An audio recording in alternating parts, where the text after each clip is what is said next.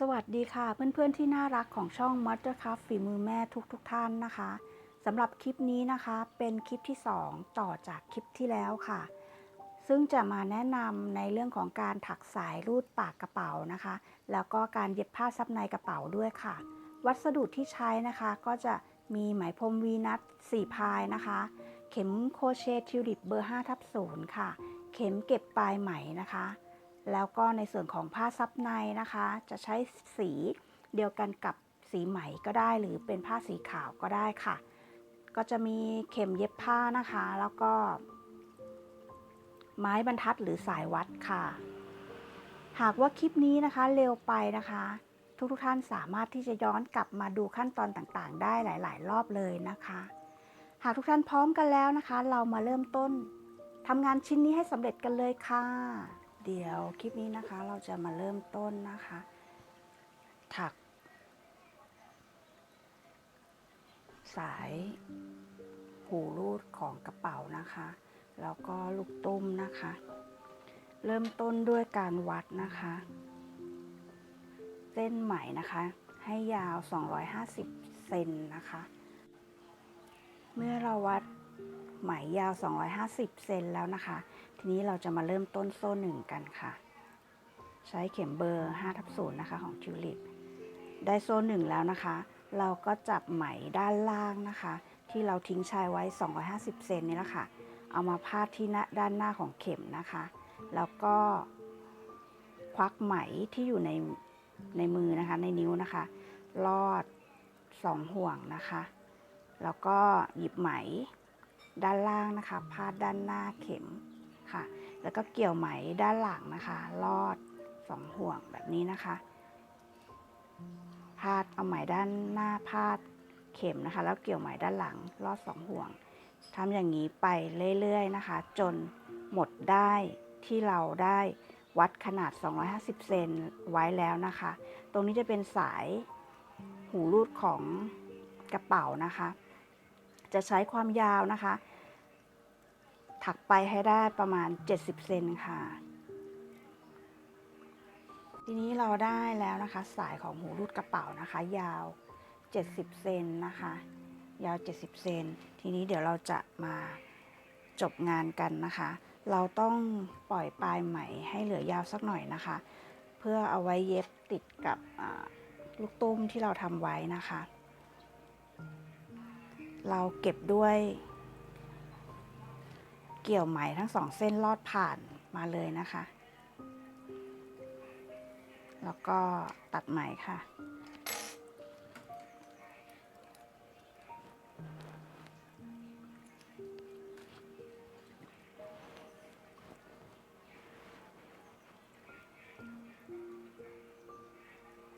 แล้วเราก็จะมาผูกอีกด้านหนึ่งรอไว้เลยนะคะจิ้มไปที่โซ่แรกของมุมที่เราเริ่มต้นไว้เลยนะคะ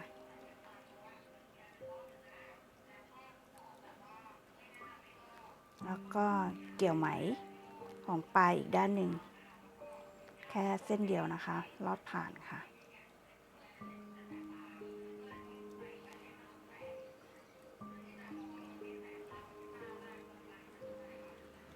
แล้วเราก็ผูกเลยนะคะ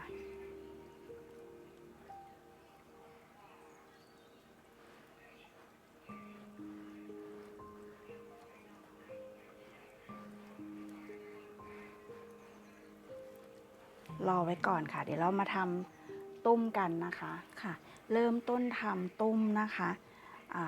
ใช้ปลายไหมนะคะอ้อมไปด้านหลังนิ้วชี้นะคะ1,200 รอบนะคะแล้วก็ใช้นิ้วโป้งกับนิ้วกลางนะคะจับปลายไหมไว้ใช้เข็มนะคะลอดใต้ห่วงแรกนะคะเกี่ยวห่วงที่2ลอดผ่านมานะคะแล้วก็หงายเข็มขึ้นมานะคะแล้วก็อ้อมไปด้านหลังนิ้วชี้นะคะไปลอดใต้ไหมนะคะแล้วก็เกี่ยวไหมลอดผ่านห่วงนะคะเราก็จะได้วงกลมนะคะสำหรับรูดนะคะ ค่ะแล้วเราก็คอทอลงไปในห่วงเลยนะคะ6 ครั้งค่ะ1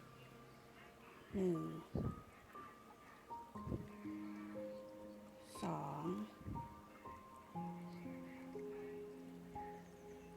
3 4 5 6ได้6 ครั้งแล้วนะคะเราก็มาดึงปลายไหมตรงนี้นะคะให้แน่นค่ะ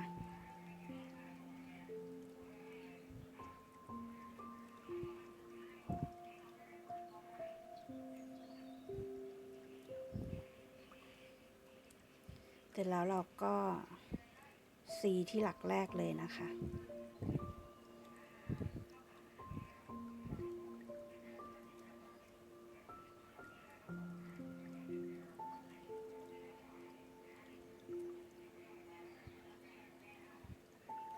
ค่ะเราขึ้นต้นแถวที่2ด้วยคอทอนะคะในหลักเดียวกันนะคะ2 ครั้งนะคะทำอย่างนี้ไป6 ชุดค่ะเพื่อเป็นการขยายลูกตุ้มของเราให้ใหญ่ขึ้นนะคะ2 ชุดนะคะ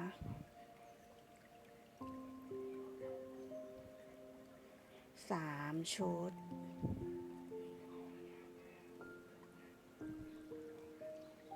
4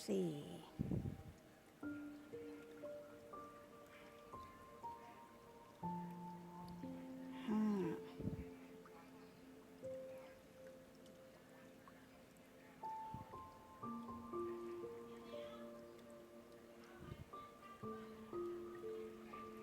6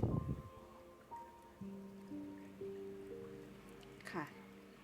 จากนั้นนะคะแถวที่3 ถึง 5นะคะเราจะคอทอไป12 หลักนะคะ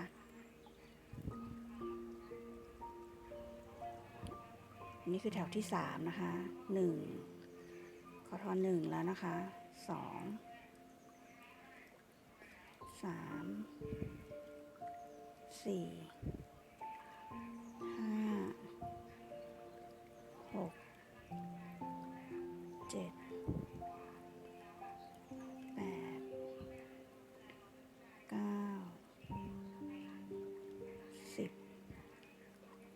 11 12ค่ะแล้วก็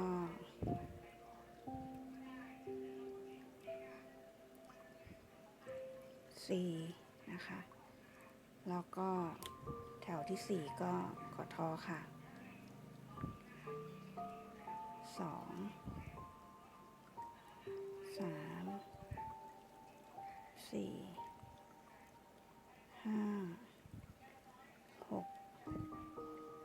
7 8 9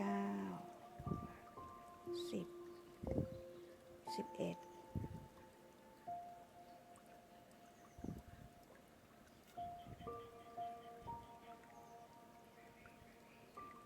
12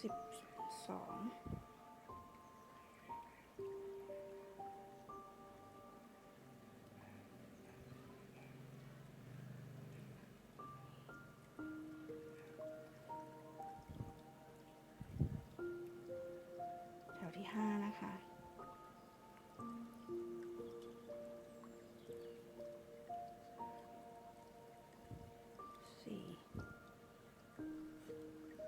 ที่5ก็เสร็จไปแล้วนะคะต่อไปแถวที่6นะคะแถวที่6เราจะมาลดหลักกันนะคะโดยการคอทอไป2 หลักแล้วก็รวบพร้อมกันนะคะ6 ครั้งค่ะ1 2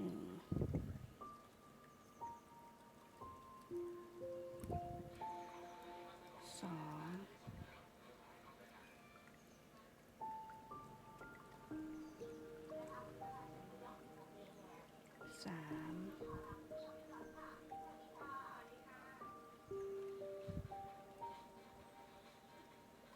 4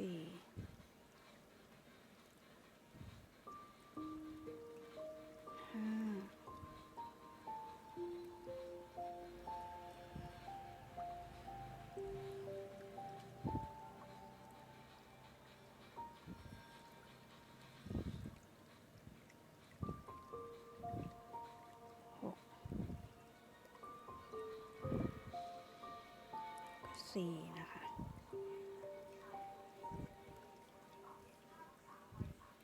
ค่ะเราจะใช้เข็มโครเชต์เบอร์เล็กสักหน่อยนะคะจิ้มลงไปที่ห่วงของลูกตุ้มที่เราเริ่มต้นไว้นะคะให้มาโผล่ที่ปากของลูกตุ้มนะคะแล้วก็เอาปลายไหมที่เราเหลือไว้จากสายนะคะหูรูดนะคะเกี่ยวลงมาด้านล่างเลยค่ะดึงลงมาให้สุดนะคะให้สุดเลยนะคะจากนั้นนะคะเราก็จะมาเย็บติดตรงนี้นะคะพันไหมเกี่ยวไหมที่เราดึงมาเนี่ยค่ะให้มันเกี่ยวกันสักหน่อยอะค่ะจะได้ไม่หลุดง่าย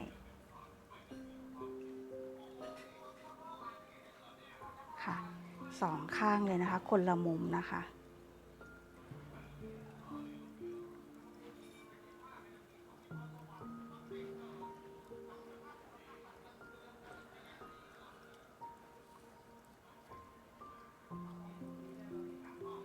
เอา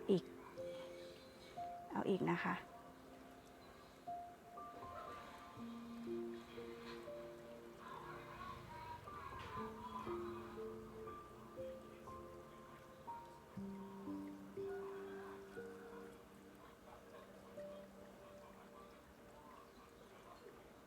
ก็อีกข้างหนึ่ง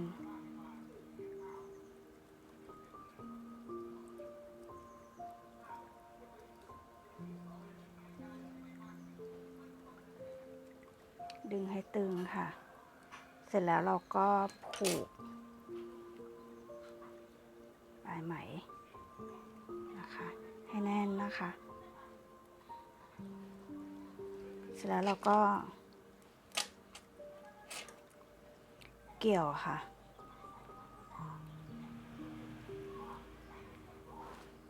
เก็บปลายไหมให้มาอยู่ในลูกตุ้มเลยนะคะให้มาอยู่ในลูกตุ้ม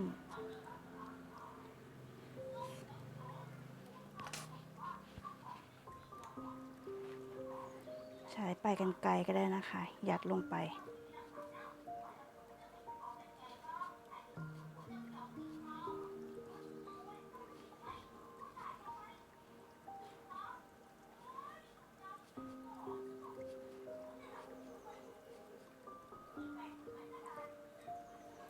แล้วก็ตรงนี้นะคะที่เป็นปลายไหมของ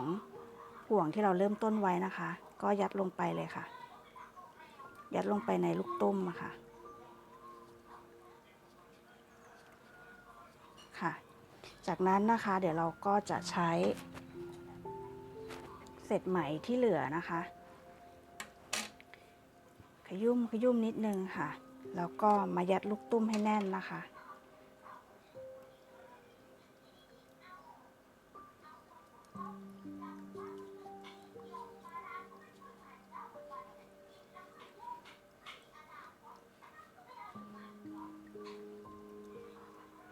ค่ะเมื่อเรายัดเศษไหมลงไปในลูกตุ้มจนแน่นหมดแล้วนะคะทุกด้านเลยนะคะเราก็จะมาถักแถวสุดท้ายค่ะลดห่วงนะคะแถวสุดท้ายเพื่อที่จะให้ด้านบนปากของลูกตุ้มนะคะแน่นลงไปอีกนะคะประมาณ2-3หลักนะคะที่เราจะลดห่วงนะคะ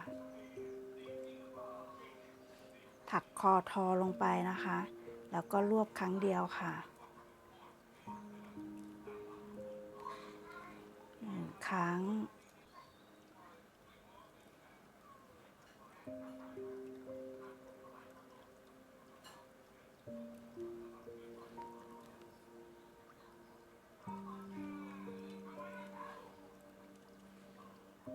ดูซิว่ามันแน่นหรือยังเราก็จบซีเลยนะคะ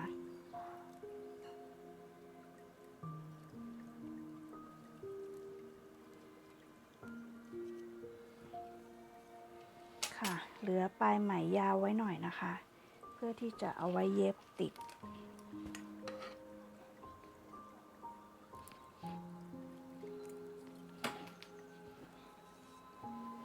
เย็บติดตรงนี้นะคะปลายไหมที่เราเหลือไว้นะคะเราก็ร้อยเข็มเลยค่ะเราก็จะเย็บตรงเส้นสายหูรูดนะคะทั้ง2เส้นนะคะทะลุมาเลยนะคะทั้ง2เส้นแล้วก็มาลงตรงที่ขอบของลูกตุ้มนะคะแล้วก็มาทะลุปลายไหมอีกนะคะมาทะลุตรงเส้นสายหูรูดนะคะอีกด้านหนึ่งนะคะ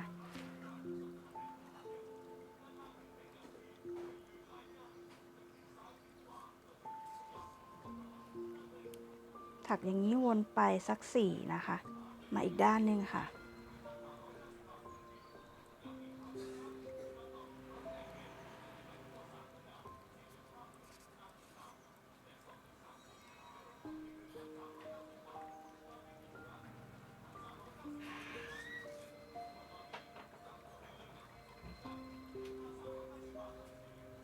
ค่ะแล้วลองดึงดูนะคะถ้าคิดว่าแน่นพอแล้วเราก็เก็บปลายไหมได้เลยนะคะแต่เอาอีกครั้งหนึ่งก็ได้นะคะ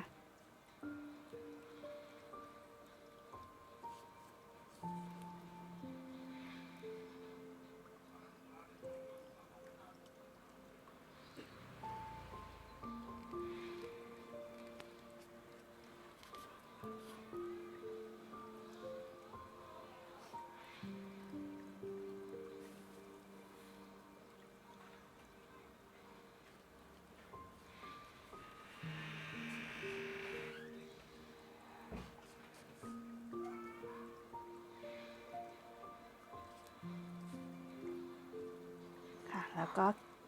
ซ่อนไหมได้เลยค่ะใช้เข็มเบอร์เล็กก็ได้นะคะเอาปลายไหมเข้าไปเก็บข้างในลูกตุ้มเลยค่ะ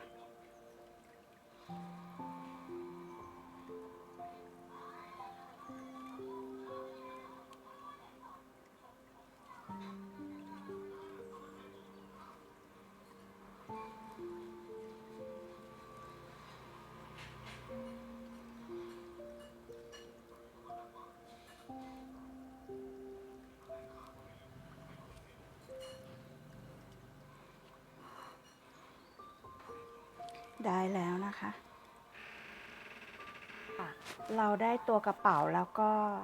สายรูดกระเป๋านะคะเสร็จเรียบร้อยแล้วนะคะ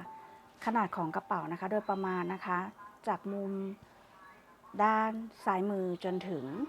ขวามือตรงนี้นะคะจะมีความกว้างนะคะประมาณ35เซนนะคะแล้วก็จากยอดของ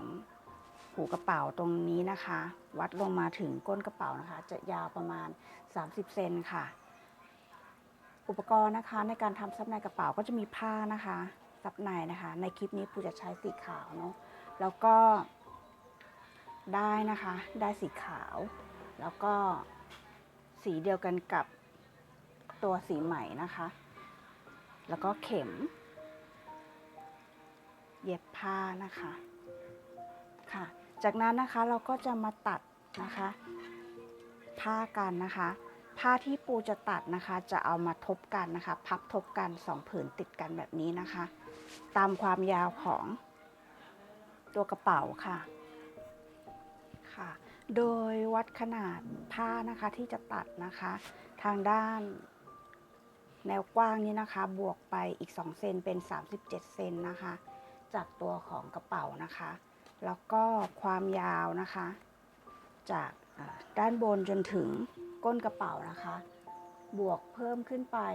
อีก5เซนนะคะเพราะว่าในตรงตัวกระเป๋าตรงนี้นะคะจากผูกกระเป๋ามาถึงก้นกระเป๋านี้ของเรา30เซนเนาะแล้วก็บวกเพิ่มไปอีก5เซนเป็น35เซนนะคะเพราะว่าเราจะต้องเผื่อตรงนี้ค่ะในการเย็บในการพับทบมาแล้วก็ทำปากกระเป๋าแล้วก็ร้อยสายกระเป๋าตรงนี้ด้วยนะคะเผื่อเอาไว้เย็บนะคะแล้วก็ด้านข้างตรงนี้นะคะจะเย็บตะเข็บเข้ามาข้างละ1เซนนะคะทั้ง2ข้างนะคะ แล้วก็จากบนสุดนะคะ จนจากบนสุดของปลายผ้านะคะ ให้วัดลงมาแล้วก็ทำเครื่องหมายไว้5เซนนะคะทั้งสองฝั่งเลยนะคะทำ5เซนนะคะเพราะว่าเวลาเราเนาอะค่ะตะเข็บข้างเราจะเนามาถึงแค่ตรงนี้นะคะแล้วก็เมื่อเราเย็บรูปทรงของซับในกระเป๋าเสร็จเรียบร้อยแล้วนะคะส่วนที่เราจะต้องเชื่อมต่อเย็บติดกันนะคะระหว่างกระเป๋าลายตะข่ายกับตัวซับในจะมีอยู่จุดตรงนี้นะคะด้านหน้าของกระเป๋าแล้วก็ด้านข้างของกระเป๋าทั้งด้านหน้าแล้วก็ด้านหลังเลยนะคะเดี๋ยวเราจะมาเริ่มทำการเย็บกันนะคะส่วนกระเป๋านะคะตะข่ายเก็บไว้ก่อนค่ะเมื่อเราตัดผ้าเรียบร้อยแล้วนะคะเอาเข็มกัดไว้กันลื่นนะคะประมาณ4มุมแบบนี้นะคะตรงนี้จะเป็นส่วนของก้นกระเป๋านะคะเราก็จะกรีดนะคะให้เป็นรอยพับนะคะแบบนี้นะคะเริ่มต้นเย็บตะเข็บด้านข้างนะคะของกระเป๋านะคะเว้นห่างจากขอบนะคะประมาณ1เซนนะคะ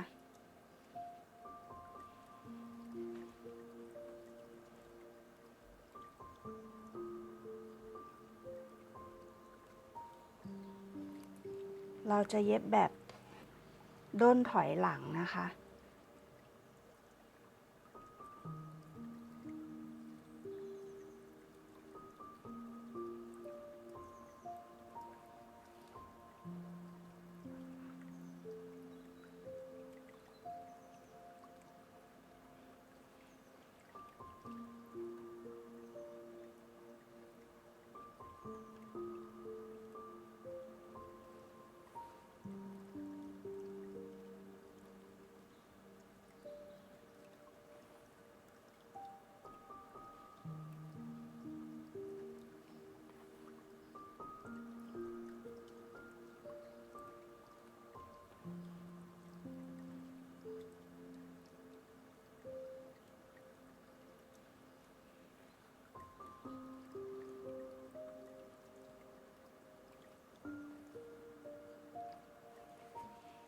เย็บ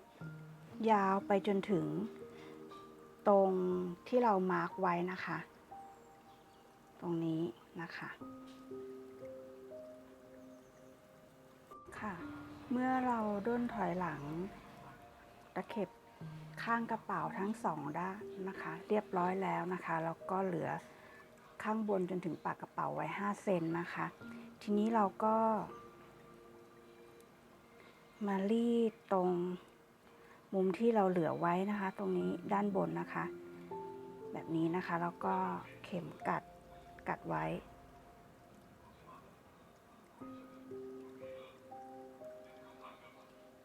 ทำ2ด้านเลยนะคะ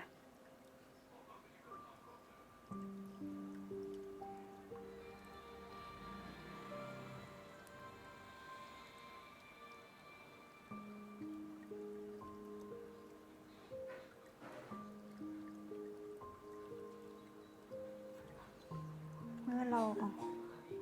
กัดทั้ง2ด้านแบบนี้ได้แล้วนะคะเราก็จะมาเย็บกันนะคะขั้นตอนนี้ให้ใช้วิธีการเนานะคะเนาเริ่มต้นจากตรงนี้นะคะมาถึงตรงนี้นะคะแล้วก็อ้อมมาที่อีกฝั่งหนึ่งเลยนะคะแล้วก็มาเนากลับอีกด้านหนึ่งนะคะแล้วก็เย็บปมใหม่ปมได้เลยค่ะ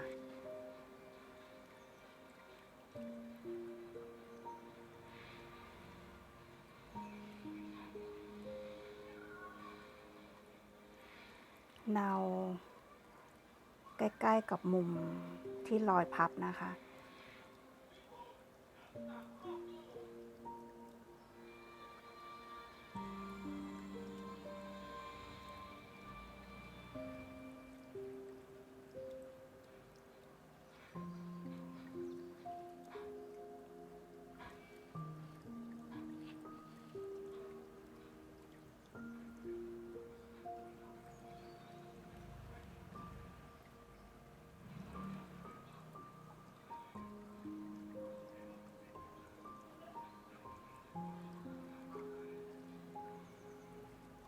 แล้วก็ข้ามมาอีกด้านหนึ่งเลยค่ะ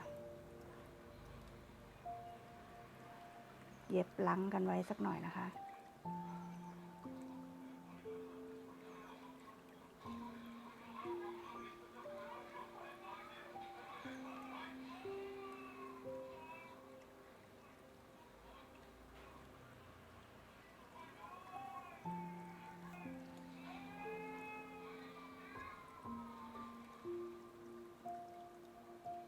แล้วก็มาขึ้นเนาของอีกด้านหนึ่งนะคะ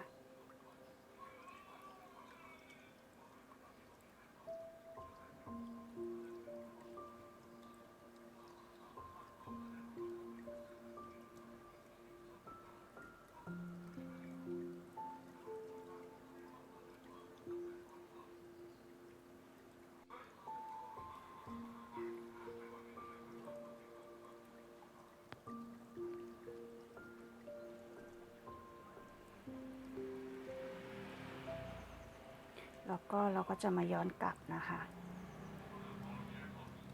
ก่อนจะย้อนกลับแล้วก็ล็อกได้เอาไว้นิดนึงค่ะในการเย็บขึ้นอย่างนี้นะคะแล้วก็มาเนาย้อนกลับค่ะสลับให้สลับช่องกันกับแนวด้านที่แล้วนะคะให้สลับฟันปลากันนะคะ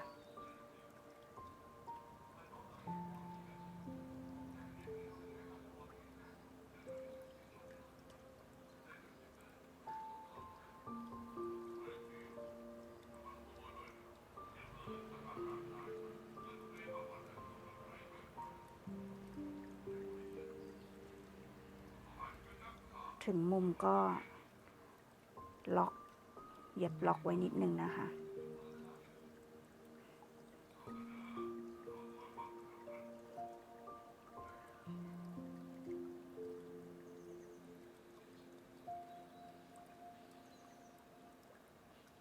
เนากลับไปอีกด้านหนึ่งค่ะ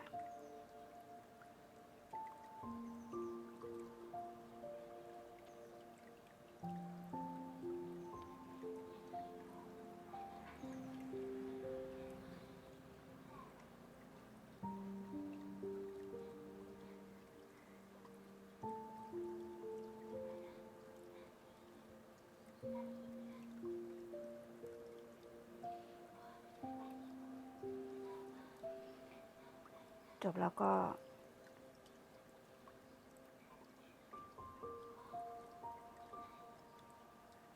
พันได้เลยนะคะ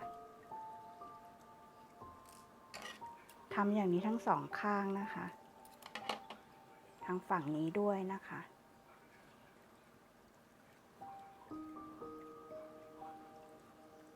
ค่ะเมื่อเราเย็บตรง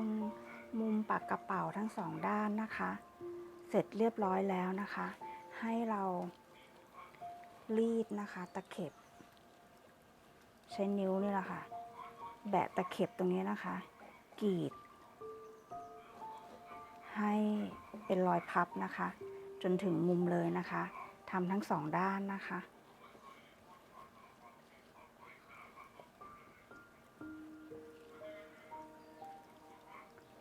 กรีดให้เป็นรอยจนถึงมุมทั้งสองด้านเลยนะคะพอถึงมุมตรงนี้เราก็กรีดมุมนิดนึงนะคะให้เป็นสามเหลี่ยมนะคะเราก็มาจับตะเข็บสองด้านนะคะให้เท่ากันค่ะแล้วตรงส่วนของก้นกระเป๋าที่เราจะจับนะคะ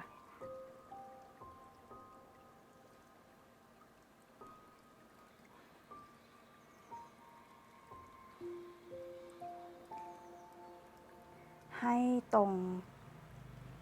ให้เราจับเราจะเข็บนะคะที่เราแบะไว้นะคะให้อยู่ในระนาบเดียวกันกับรอยก้นกระเป๋าที่เรากรีดทิ้งไว้นะคะเสร็จแล้วเราก็พับมุมขึ้นมาหาก้นกระเป๋านะคะให้ปลายมุมนะคะอยู่ในแนวเดียวกันกับ ตะเข็บก้นกระเป๋านะคะที่เรารีดไว้แล้วขอบตรงนี้นะคะด้านล่างตรงนี้นะคะจากมุมซ้ายมาถึงมุมขวาตรงนี้ค่ะให้วัดให้ได้9 เซนค่ะค่ะเราวัดความยาวด้านล่างตรงนี้นะคะฐานของสามเหลี่ยมให้ได้9 เซนนะคะถ้ายังไม่ได้ก็เอาลงมาอีกนิดนึง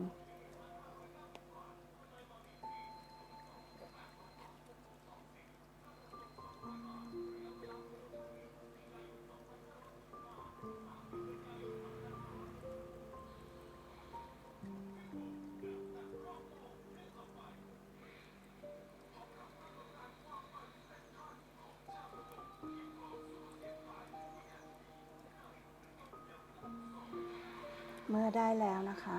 เอาเข็มกัดไว้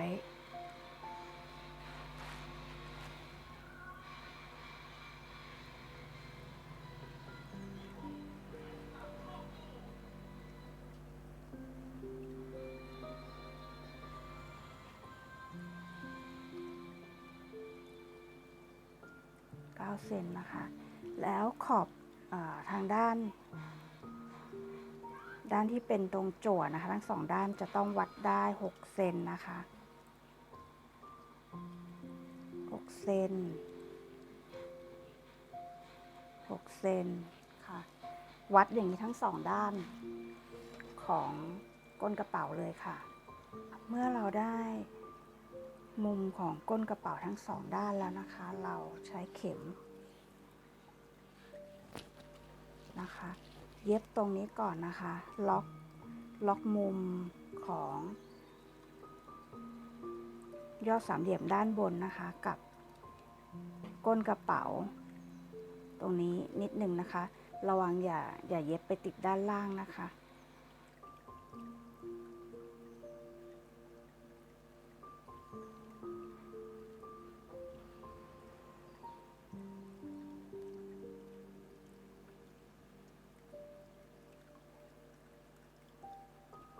อย่าให้มันไปติดด้านล่าง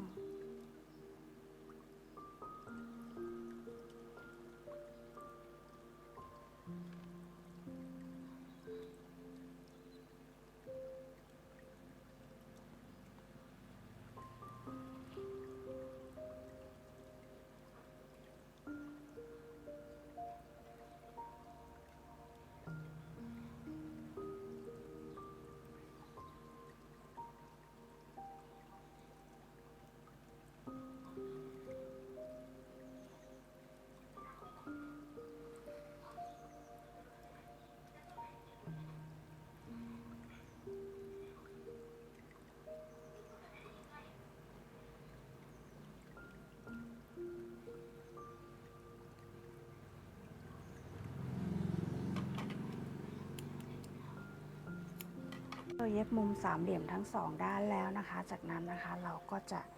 มาเย็บด้นถอยหลังทางฝั่งด้านนี้นะคะด้านที่เป็นแนวยาวของสามเหลี่ยมค่ะ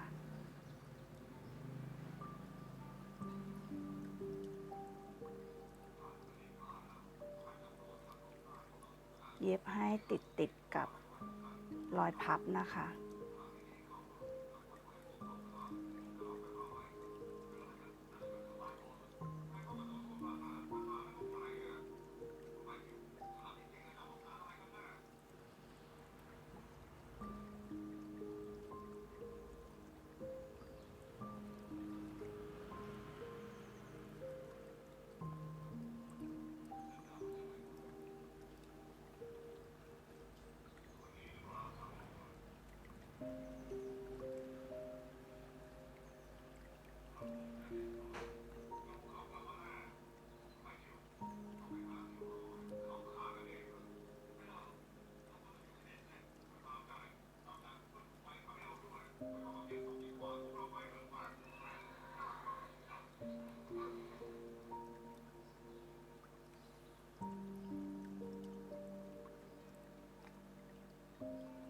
เราก็เย็บ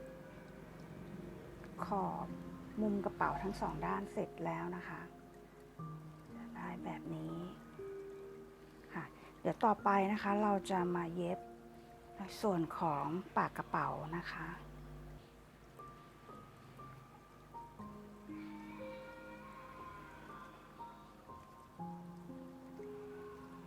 เราก็จะใช้สายรูดกระเป๋าที่เราทำไว้นะคะมาร้อยค่ะให้ไขว้กันแบบนี้นะคะร้อยทั้งสองปากกระเป๋าทั้งสองด้านเลยค่ะอย่างนี้ด้วย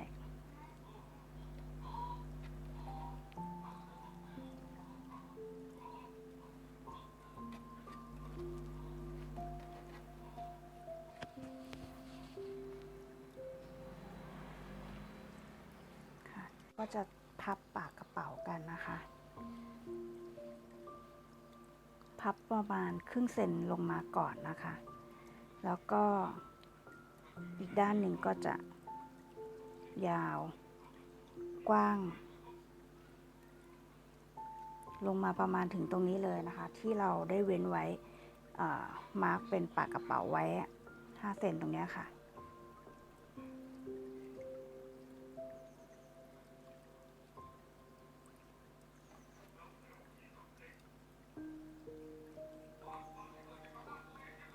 ตรงนี้นะคะเพื่อนๆเห็นนะคะค่ะเสร็จแล้วเราก็ใช้เข็มกัดนะคะ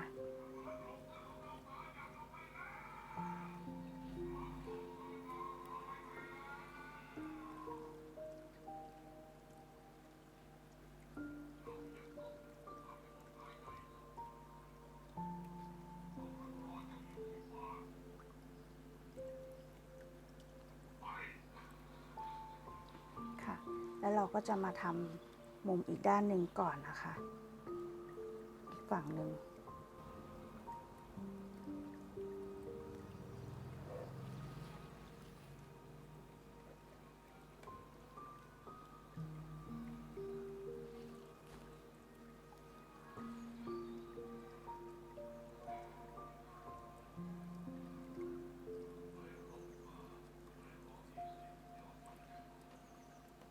ได้แล้วนะคะทีนี้เราก็จะมาจับตรงกลางนะคะ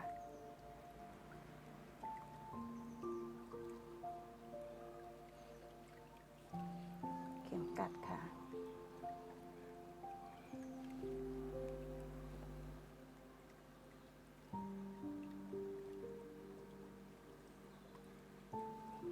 แล้วก็ยึดตรงเข็มกัดยึดตรงนี้อีก2 ด้านนะคะ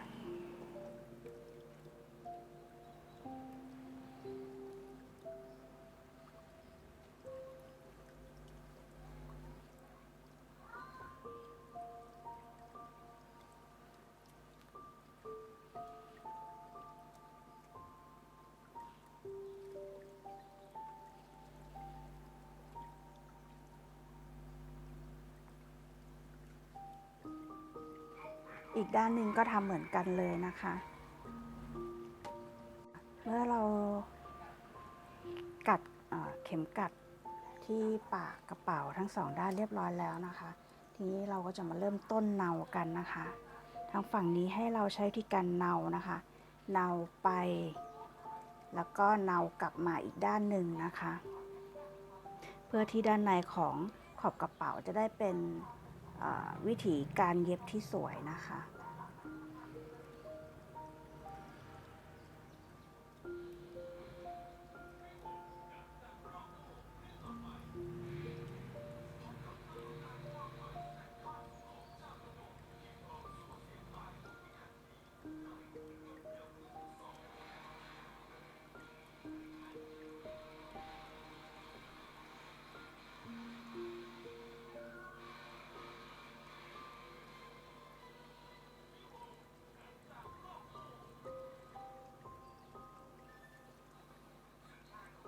เนาให้ชิด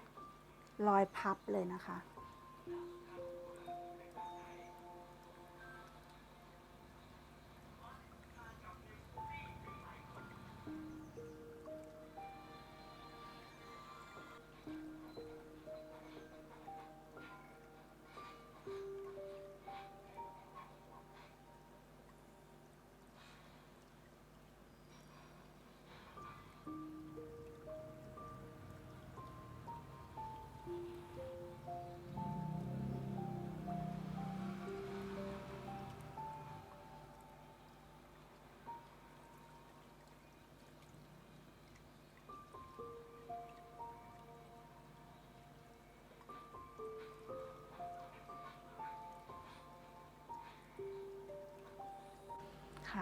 เมื่อเราเย็บ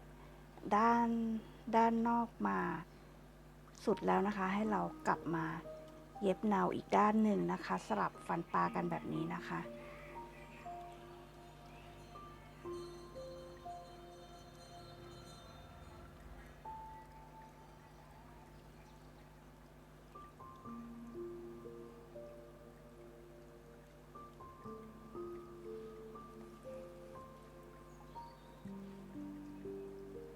เย็บไปให้สุดแถวเลยค่ะ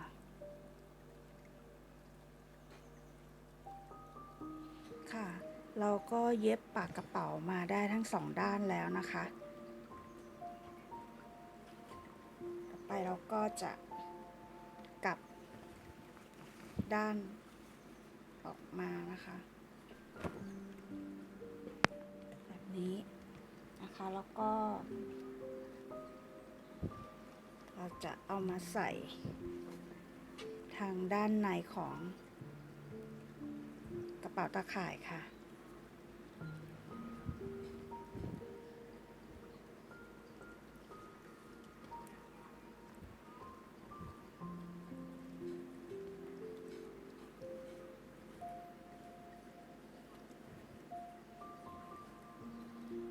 พอเราจัดซับในกับตัวทรงกระเป๋าเรียบร้อยแล้วนะคะเราก็ใช้เข็มกัดนะคะกัดตรงมุมของหูกระเป๋านะคะเพื่อที่จะไม่ให้ซับในกับตัวกระเป๋าขยับเขยื้อนนะคะแต่ว่าเราจะไม่ได้เย็บตรงส่วนนี้ให้เราเข็มกัดไว้ทั้ง4มุมเลยนะคะ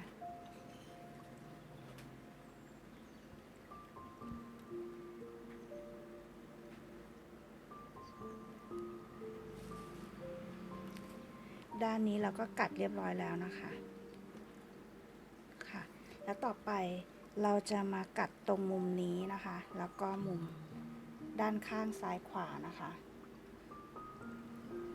ตรงส่วนนี้เราจะเย็บนะคะเดี๋ยวใช้ได้เย็บแล้วก็มุมด้านข้างตรงนี้ด้วยแต่เราจะกัดไว้ก่อน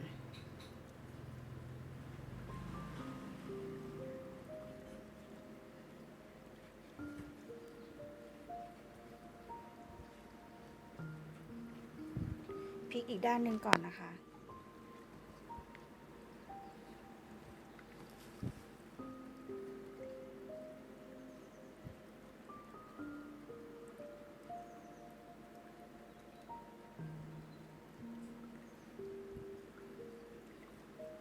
แล้วค่อยมากัดด้านข้างเวลากัดนะคะตรงข้างในมันจะเป็นตะเข็บนะคะที่เราแบะไว้เราก็กัดตามรอยแบะของตะเข็บเลยนะคะ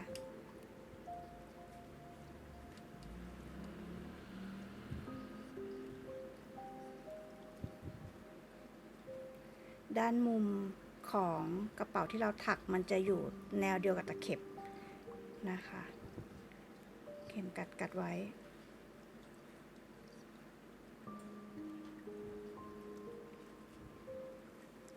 อีกด้านหนึ่งเหมือนกันค่ะ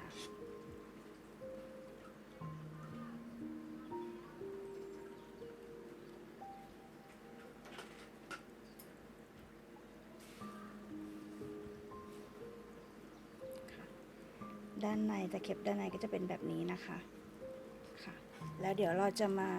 เย็บตรงจุดที่เรากัดไว้กันนะคะค่ะเมื่อเรากัดเสร็จเรียบร้อยแล้วนะคะจุดแรกที่เราจะเย็บนะคะก็คือตรงด้านหน้าของกระเป๋านะคะมุมด้านหน้าของกระเป๋าเราจะใช้ได้ายสีเดียวกันกับไหมที่ถักเป็นตัวกระเป๋านะคะให้เย็บเอาปมไว้ข้างในระหว่างซับในกับตัวกระเป๋านะคะแล้วก็สอดเข็มมาที่ช่องไหมหลักที่3นะคะหลักที่3แล้วก็เย็บแนวไปค่ะเป็นแนวแบบนี้นะคะเป็นแนวนอนแบบนี้นะคะเย็บแนวไปที่ช่อง อหนึ่งคออันที่หนึ่งนะคะแล้วก็ขึ้นมาที่พอหนึ่งคออันที่สอง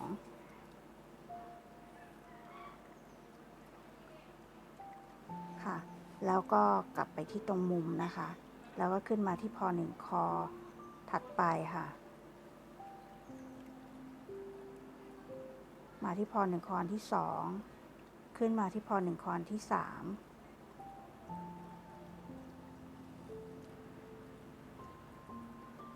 ค่ะแล้วเราก็เย็บกลับมานะคะ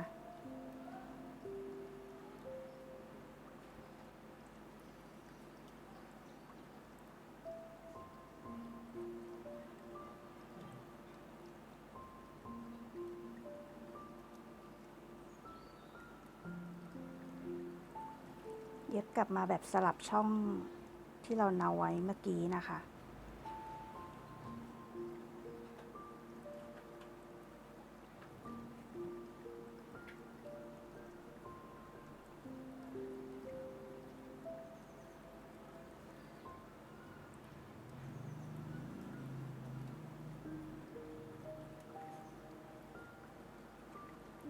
กลับมาที่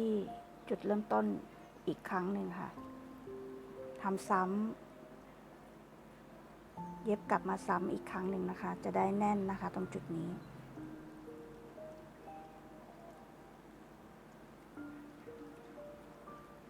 ค่ะแล้วก็จิ้มเข็มขึ้นมาที่จุดเริ่มต้นนะคะเพื่อที่จะล็อกปมได้นะคะ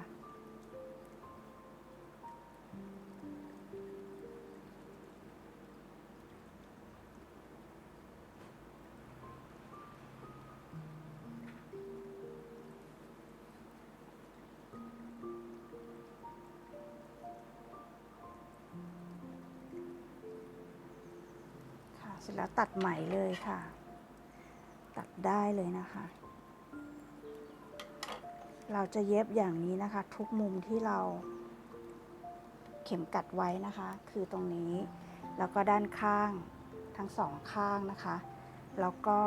ด้านหลังมุมด้านหลังค่ะ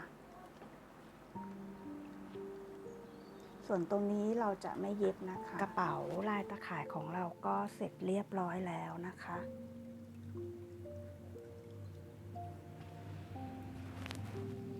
ค่ะสุดท้ายนี้นะคะปูขอฝากผลงานให้ทุกท่านนะคะช่วยกดติดตามกดถูกใจกดแชร์กดคอมเมนต์สร้างสรรค์ให้กับช่องมัตเตอร์คราฟต์ฝีมือแม่นะคะเพื่อเป็นกำลังใจในการทำคลิปต่อไปของปูค่ะขอบคุณและสวัสดีค่ะ